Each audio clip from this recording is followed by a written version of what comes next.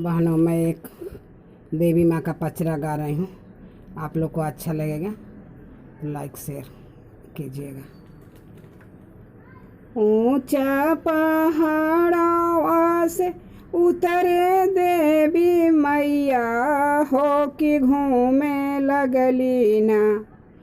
ऊंचा पहाड़ों से उतरे देवी मैया हो कि घूमे लगली ना।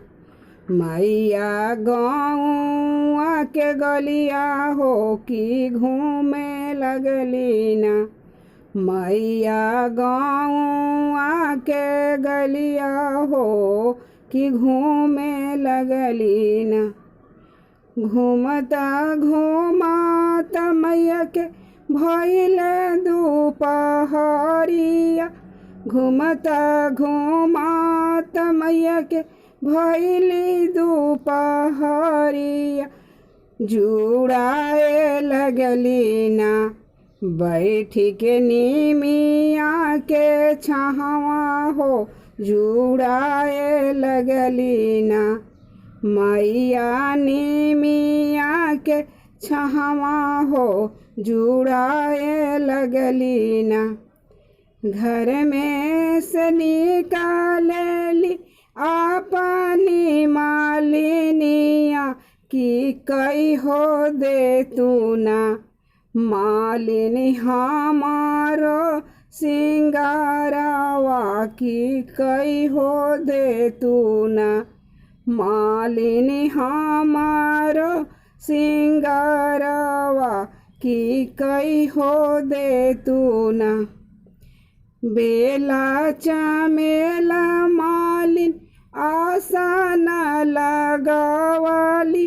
अरे आसन लगवाली कि अड़हुल फुलवाना माई के हारवा बनावाली।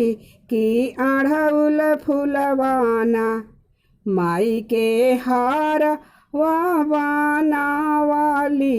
कि अड़हुल फुलवाना हमरो सिंगारा तू कइलू मालिनिया।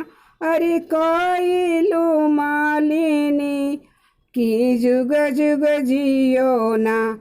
मालिनी गोदी के लालाना वहाँ की जुग जुग जियो ना। तोहरो गोदी के लालाना वहाँ की जुग जुग जियो ना।